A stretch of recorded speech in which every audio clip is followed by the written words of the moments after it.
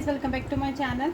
आज है इस चैप्टर का लिविंग वर्ल्ड चैप्टर का लेक्चर नंबर 7, जो कि मोस्ट प्रोबेबली लास्ट एपिसोड होगा द लिविंग वर्ल्ड चैप्टर का। ठीक है, द लिविंग वर्ल्ड चैप्टर का लास्ट एपिसोड होगा। तो हम किस टॉपिक पे थे पहले मैं आपको बता देती हूँ। हम टेक्सोनॉमिकल एज के टॉपिक को अभी पढ़ रहे थे। ठीक है, मतलब टेक्सोनॉमिकल एज के जो मैंने आपको नेक्स्ट क्लास मतलब पिछली वाली क्लास में मैं टेक्सोनॉमिकल एज को लगभग शुरुआत कर दी थी और उसका मैं मेजर टॉपिक्स को सभी को कंप्लीट करवा चुकी थी। मैंने हर्बेरियम बता दिया था कि हर्बेरियम में आपको क्या क्या चीज़ें देखने के लिए मिलती हैं। फिर मैंने बताया था आपको बोटानिकल गार्डन के बारे में। ठीक है, बोटानिकल गार्डन के बारे में बताया था। बोटानिकल गार्डन के बाद मैंने आपको बताया था म्यूजियम के बारे में, और सबसे लास्ट वाला था जूलॉजिकल पार्क, जिसको हम जू भी कहते हैं, चिड़ियाघर भी कहते हैं। ठीक है, चिड़ियाघर भी कहते हैं और जू भी कहते हैं। ये चार तो हमने कवर कर लिए थे। अब सबसे लास्ट वाला रह रहा है टेक्सोनॉमिकल एज में, जो है की। ठीक है, की यानी कि चाबी, आप हिंदी में समझ सकते। तो वो क्या है, की है टेक्सोनॉमिकल एज जो लास्ट वाला रह रहा है। इस लेक्चर में हम उसको कवर करेंगे और कुछ बुक्स जो आपकी सबसे लास्ट में दे रखे हैं इस चैप्टर के, उनको कवर करेंगे। ठीक है, हम की से स्टार्ट करते हैं इस लेक्चर की शुरुआत। ठीक है, की से स्टार्ट करते हैं। सबसे पहले आप बड़ा बड़ा लिख लेंगे की। ठीक है, की से आप क्या समझते हैं, तो की आपको पता है, मैंने आपको बताया कि एक प्रकार का क्या है, टेक्सोनॉमिकल एज है। सबसे पहले आपको पता होना चाहिए कि की एक प्रकार का टेक्सोनॉमिकल एज है। हम इसको किस लिए यूज़ करते हैं, हम इसको यूज़ करते हैं for identification of plants and animals, for identification of plants and animals based on similarities and dissimilarities।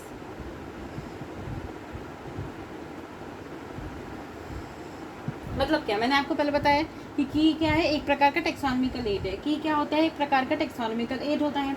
हम की को किस लिए यूज़ करते हैं, आपको डेफिनेशन पता होनी चाहिए। डेफिनेशन आ सकती है, की को हम इसलिए यूज़ करते हैं for identification of plants and animals. For identify, हमें क्या करना है, आइडेंटिफाई करना है कि कौन सा प्लांट है, कौन सा एनिमल्स है। For identification of plants and animals based on similarities and dissimilarities. पहले आप इस डेफिनेशन को अच्छे से लिख लीजिए, अच्छे से याद कर लीजिए कि की क्या है। कि एक प्रकार का टेक्सोनॉमिकल एज है। ये किस लिए यूज़ किया जाता है, for identification of plants and animals based on similarities and dissimilarities के बेसिस पे। आप इसको नोट डाउन कर लीजिए, अच्छे से इसको नोट डाउन कर लिया। अब हम आगे बढ़ते हैं कि में आपको कैसे क्या देखने के लिए मिलता है। पहले मैं सिंपल भाषा में बताती हूँ कि में आपको क्या देखने के लिए मिलेगा। देखो, पहले आप एक लाइन लिखिए कि एनालिटिकल नेचर की होती है, एनालिटिकल नेचर की होती, की का एनालिटिकल नेचर होता है। एनालिटिकल नेचर का मतलब क्या होता है, जो कि एनालिसिस करे। ठीक है, एनालिटिकल नेचर का मतलब है जो चीज़ एनालिसिस करे। ठीक है, जैसे टेस्ट की एनालिसिस होती है, आप देखते हो कि आपके कौन से क्वेश्चन गलत है, कौन से क्वेश्चन सही हैं, आपने कितने क्वेश्चन छोड़े हैं, कितने क्वेश्चंस आपको करने चाहिए थे। तो एनालिसिस का मतलब आप उसको डीप एनालिसिस करो कि कौन सी चीज़ सही थी, कौन सी चीज़ गलत थी, ये वाली चीज़ गलत तो नहीं है, तो गलत भी तो क्यों हुई, इस तरीके से आप एनालिसिस करते हो। तो मैंने बोला कि क्या है, एक प्रकार का एनालिटिकल नेचर का है। ये चीज़ पता होना चाहिए कि एनालिटिकल नेचर है। मैंने बताती हूँ कैसे, आपको पता होना चाहिए कि की का मतलब क्या होता है। जैसे मैंने बोला, आप कोई भी एग्जाम्पल ले लीजिए।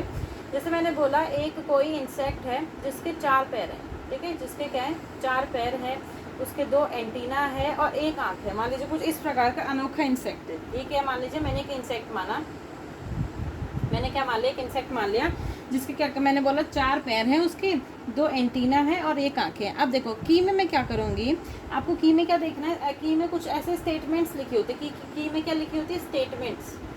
की में क्या लिखी होती है, स्टेटमेंट्स लिखी होती है, जिसे हम क्या कहते हैं, लीड कहते हैं, लीड कहते हैं, लीड कह लीजिए, लीड कहते हैं। ठीक है, क्या कहते हैं, लीड कहते हैं। क्या लिखी होती है, स्टेटमेंट्स लिखी होती है, स्टेटमेंट लिखी होती है, जिसे हम क्या कहते हैं, की कहते हैं। क्या कहते हैं, की कहते हैं। और इन्हीं की के कपल को, इन्हीं की के कपल को जब 2 की आ जाए, जब 2 लेड आ जाए। ठीक है, जैसे मैंने बोला एक स्टेटमेंट, ईच स्टेटमेंट को मैंने बोला लेड कहा जाता है। अगर मैंने 2 लीड को मिला दिया, 2 लीड के मिला दिया, तो उसे क्या कहा जाएगा, कपलेट। क्या कहा जाएगा, कपलेट। मतलब इसका मतलब आपको एक चीज़ पता होनी चाहिए कि कीज़ मैंने पहले बोला तो कीज़ कैसी होती है, फॉर आइडेंटिफिकेशन पर्पस के लिए यूज़ होती है, based on similarities and dissimilarities, based on similarities and dissimilarities. फिर मैंने बोला उसके हर एक स्टेटमेंट को क्या बोला जाता है, एक लेट बोला जाता है। हर एक स्टेटमेंट को क्या बोला जाता है, एक लेट बोला जाता है। अब देखिए, पहले मैं इतनी चीज़ को मिटा देती हूँ, फिर आपको बताती हूँ। मैंने बोला ये मैंने एक इंसेक्ट बनाया, ठीक है, मैंने एक इंसेक्ट बनाया, मैं क्या गई की के पास गई, मैंने बोला अगर हम जानते हैं कि किस नेचर के, एनालिटिकल नेचर की है। मैंने उसमें देखा तो वहाँ पर लिखा हुआ था कि मान लीजिए वो आर्थ्रोपोडा को बिलोंग करता है, ठीक है, आर्थ्रोपोडा को बिलोंग करता है, आर्थ्रोपोडा इंसेक्ट्स है, ठीक है, आर्थ्रोपोडा इंसेक्ट्स है। तो आप सिंपल ऐसे एग्जांपल ले लिए, ऐसा ज़रूरी नहीं कि ऐसा रियल में भी देखने के लिए मिले। जिससे आपको क्या लेना है, थोड़ा सा आपको मतलब कि आपको ऐसा एग्जाम्पल की तरह इसको देखना है। जैसे मैंने बोला मतलब कि एक स्टेटमेंट लिखी हुई है जिसमें लिखा हुआ है कि जो आपने इंसेक्ट बनाए उसके 2 लेग्स हैं। कितने लेग्स हैं? 2। उससे कितने लेग्स है? 2 लेग्स है। पहले एक स्टेटमेंट लिखी हुई है 2 लेग्स है। दूसरा लिखा हुआ है कि मान लीजिए वो एनिमीलिया को बिलोंग करते हैं। मैं एक सिंपल बता रही हूँ, आप इसको रियल में मत लीजिएगा। मान लीजिए ये इंसेक्ट है, अगर वो आर्थ्रोपोडा में बिलोंग करता है तो उसके अंदर ये करेक्टर्स देखने के लिए मिलेंगे, और अगर वो एनिमीलिया के अंदर बिलोंग करता है तो उसके अंदर ये करेक्टर्स देखने के लिए मिलेंगे। की में क्या करते हो, आपको कुछ स्टेटमेंट्स लिखे होती है, कंट्रास्टिंग करेक्टर्स लिखे होते हैं, उनमें से क्या करना होता है, आपको एक को एक्सेप्ट करना होता है, दूसरे को रिजेक्ट करना होता है। जैसे मैंने बोला यहाँ पर इसके 2 लेग्स लिखे हुए हैं, यहाँ पर इसके 4 लेग्स लिखे हुए हैं, ठीक है, 4 लेग्स लिखे हुए हैं। यहाँ पर बात करूँ तो यहाँ पर इसके 2 एंटीना लिखा हुआ है, और यहाँ पर मान लीजिए ऐसा, यहाँ पर मान लीजिए एक एंटीना लिखा है, और यहाँ पर कितने लिखे? 2 एंटीना सिग्नल्स को रिसीव करने में हेल्प करते हैं, ठीक है, सिग्नल्स को रिसीव करने में हेल्प करते हैं। मान लीजिए यहाँ पर लिखे हैं कि यहाँ पर कितनी है? 2 आँखें हैं। यहाँ पर कितनी है? 2 आँखें हैं, आईज है, और यहाँ पर लिखा है 1 आँखें हैं, ठीक है। अब इसमें से मेरे को कुछ चीज़ों को एक्सेप्ट करना है और कुछ चीज़ों को रिजेक्ट करना है। अब देखिए, मैंने बोला कि अगर ये चीज़ें, अगर जितनी भी मैंने कैरेक्टर्स लिखे, अगर वो सही हुए तो आर्थ्रोपोडा को बिलोंग करेगा, अगर ये वाले सही हुए तो वो एनिमीलिया को बिलोंग करेगा, ठीक है। आपको सिंपली एज अ एग्जाम्पल मैं बोल रही हूँ, आपको इसको रियल में नहीं लेना है। जैसे हमने सबसे पहले वाले पे गए, ये दोनों क्या है, ये क्या है? ईच स्टेटमेंट क्या बोलते हैं? लेड बोलते हैं। ईच स्टेटमेंट को मैंने बोला सिर्फ 2 लेग्स, तो 2 लेग्स के एक प्रकार की लीड है, पर अगर मैंने 2 लेग्स और 4 लेग्स को मिला दी तो वो क्या है? एक प्रकार कपलेट बन जाएगा। कंट्रास्टिंग कैरेक्टर से क्या कहा जाता है? कपलेट कहा जाता है। क्या कहा जाता है? कपलेट कहा जाता है। तो आपको क्या करना है, अपने इसको, इसमें से एक को एक्सेप्ट करना है और एक को रिजेक्ट करना है। आप कैसे करोगे? सबसे पहले आप अपने इंसेक्ट को देखो, ये मैंने इंसेक्ट बनाया, इस इंसेक्ट में देखो, इस इंसेक्ट के 4 पैर हैं, तो ये वाली चीज़ें क्या हो गई? एक्सेप्ट हो गई, और ये वाली रिजेक्ट हो गई। तो समझ में आई। फिर मैं दूसरे में गई, जब मैं दूसरे में गई तो यहाँ पर लिखा हुआ 1 एंटीना, यहाँ पर लिखा हुआ 2 एंटीना। इसे कितने एंटीना है? 2 एंटीना। तो ये वाली चीज़ एक्सेप्ट हो गई, ये वाली चीज़ रिजेक्ट हो गई। मैं तीसरे पे गई, तीसरे में लिखा हुआ है कि एनिमीलिया के अंदर 1 आँखें होनी चाहिए और आर्थ्रोपोडा के अंदर 2 आँखें होनी चाहिए। मैंने देखा कि इसके 1 ही आँखें हैं, तो ये वाली चीज़ एक्सेप्ट हो गई। तो इन चीज़ों को पता लगाने के बाद मुझे पता चला कि ये जो इंसेक्ट है वो एनिमीलिया को बिलोंग करता है। ये सब चीज़ों को हमने क्या कर दिया, इसमें हमने क्या कर रिजेक्शन किया, रिजेक्शन कर दिया, और यहाँ पर क्या कर दिया, हमने चीज़ों को एक्सेप्ट किया है। चीज़ों को क्या कर रहा है? एक्सेप्ट कर रहा है। समझ में आती है? ये समझ में आती है। मैं आपको अच्छे से स्टेटमेंट से लिखवा देती हूँ, जिससे कि आप आंसर, मतलब कि क्वेश्चन के अंदर जब भी आपको पेपर आए तो आप उसको अच्छे से लिख सकें। पहले मैंने बता दिया कीज़ क्या होती हैं। टेक्सोनॉमिकल एड है, आइडेंटिफिकेशन पर्पस के लिए यूज़ होता है for the plants and animals. Identification purpose के लिए होता है for the plants and animals based on similarities and dissimilarities. फिर आपको लिखना है कीज़, ठीक है, जो कीज़ होते हैं, keys are based on contrasting characters, based on contrasting मतलब जो एक जैसे नहीं। मैंने बोला ना, 1 टांग और 2 टांग, तो कंट्रास्ट करें दोनों को, दोनों अलग अलग हैं। कंट्रास्टिंग करेक्टर्स के ऊपर बेस्ड होते हैं, जो कि पेयर में होंगे, जनरली इन अ पेयर। जैसे मैंने बताया था कि आपको क्या बोलना है? कपल, तो मतलब आप क्या बोलोगे? कपलेट बोलोगे। दूसरी चीज़, ईच स्टेटमेंट, जो ईच स्टेटमेंट होगी उसे क्या बोला जाएगा? लेट बोला जाएगा। लास्ट वाला मैंने आपको बताया था कि कीज़ क्या होती हैं? एनालिटिकल नेचर की होती है। कीज़ क्या किस नेचर की होती है? एनालिटिकल नेचर की होती हैं।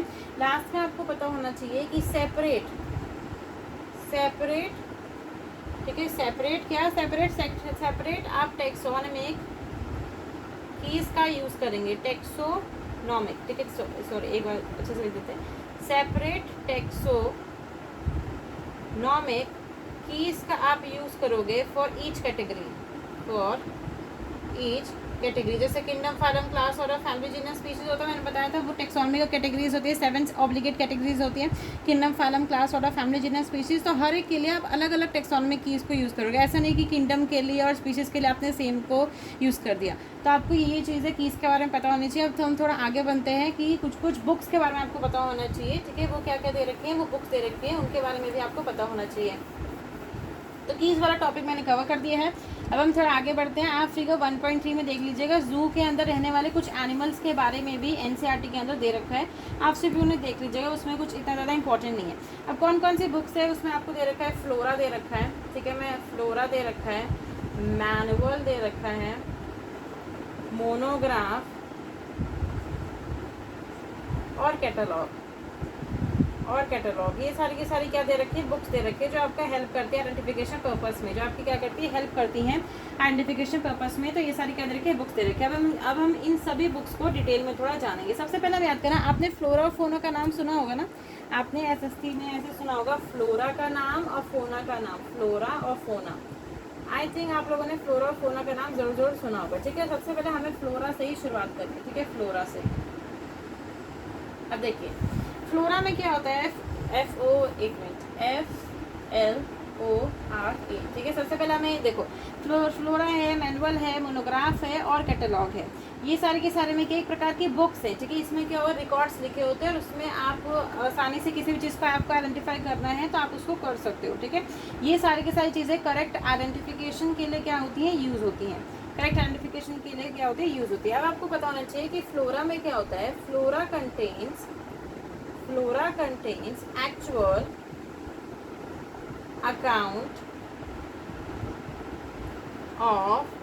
actual account of habitat and distribution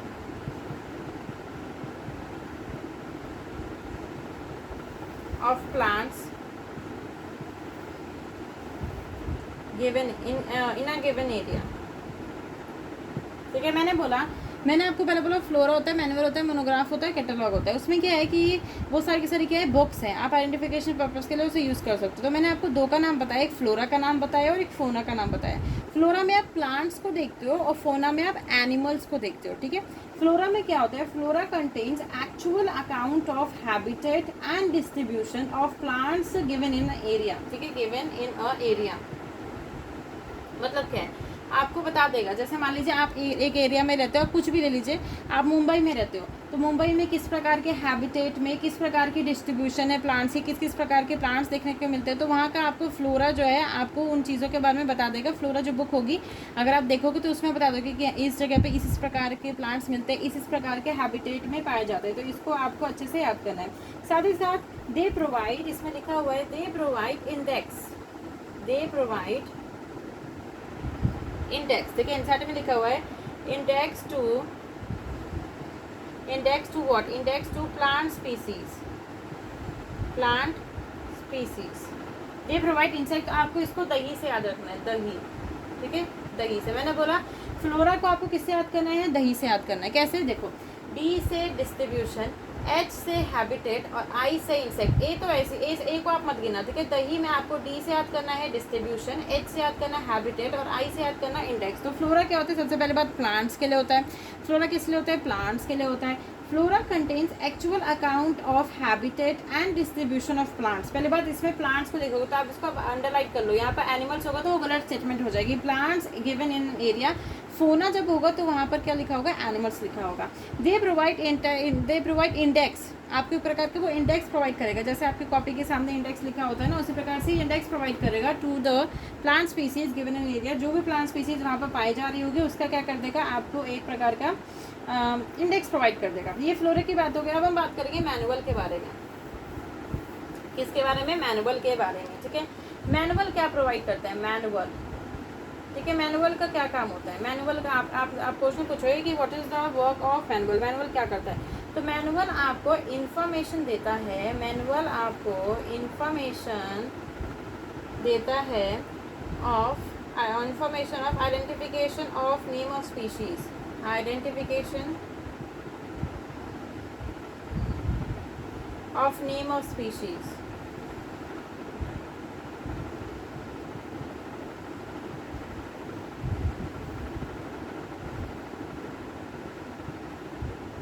पहले मैंने आपको फ्लोरा के बारे में बताया। मैनुअल क्या काम करेगा? मैनुअल आपको बताएगा providing information identification of name of species given in area. Manual आपको क्या बताएगा? जैसे आप किसी एरिया में गए, वो आपको बताएगा किस प्रकार की नेम ऑफ स्पीशीज, किस प्रकार की स्पीशीज पाई जाएगी, ठीक है। वो आपको आइडेंटिफाई करने में हेल्प करेगा। तो आपको सिर्फ और सिर्फ मैनुअल के बारे में याद करना है कि यहाँ पर आइडेंटिफिकेशन होता है और नेम ऑफ स्पीशीज के बारे में ये दो टर्म याद रखिएगा कि नेम ऑफ स्पीशीज की जब बात की जाए और आइडेंटिफिकेशन की जब बात की जाए तो वहाँ पर आपको मैनुअल लिख लेना है। वहाँ पर आपको क्या लिख लेना है? मैनुअल लिख लेना है। सबसे लास्ट वाला रहता है, लास्ट वाले दो रहते हैं। कैटलॉग के बारे में तो एनसीईआरटी में ऐसे दे नहीं रखा, सिर्फ आपको याद रखना है कि जब भी कैटलॉग के बारे में बात आई, जब भी कैटलॉग के बारे में बात आए तो बस आपको याद रखना है कि अल्फाबेटिकल कैटलॉग अल्फाबेटिकल ऑर्डर में होता है। कैटलॉग अल्फाबेटिकल ऑर्डर में होता है। उसके बाद आपको याद रखना है मोनोग्राफ।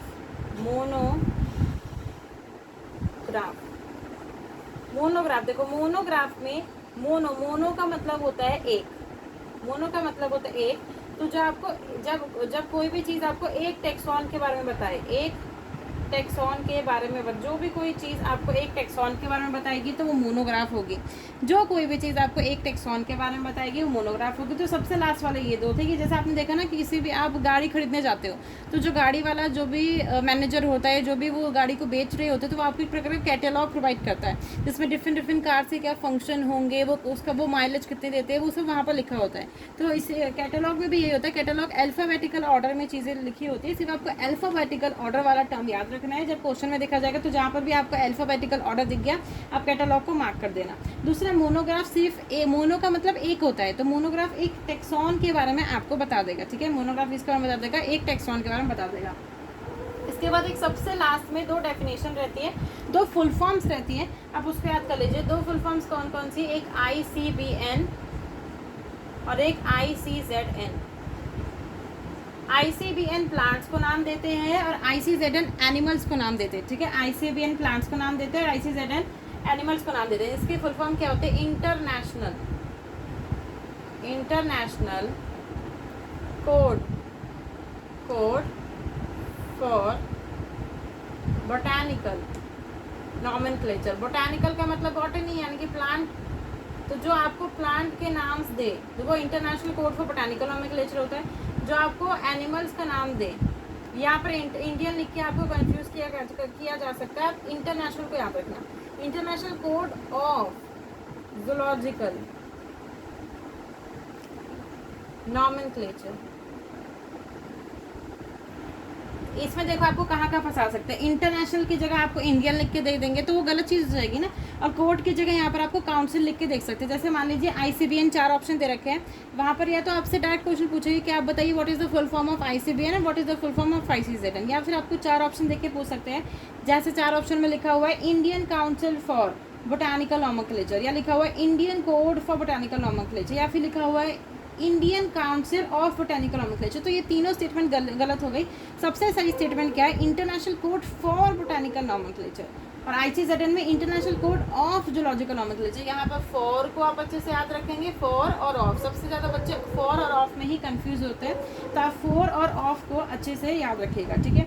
ये इतना ही चैप्टर था। लिविंग वर्ल्ड चैप्टर बहुत छोटा सा चैप्टर है, मैंने पूरा कवर किया है। हालांकि जो क्लास 11th में रिड्यूस सिलेबस है उसमें काफ़ी सारी चीज़ें हटा दी गई हैं, पर जिसको जो रिड्यूस सिलेबस है आप उसको पढ़ सकते हो। अगर आपको पूरा चैप्टर पढ़ना है तो आप इस तरीके से पढ़ सकते हो जिस तरीके से मैंने इसकी 6 वीडियोज़ को, या ये 7वीं वीडियो है उसको बनाया, ठीक है।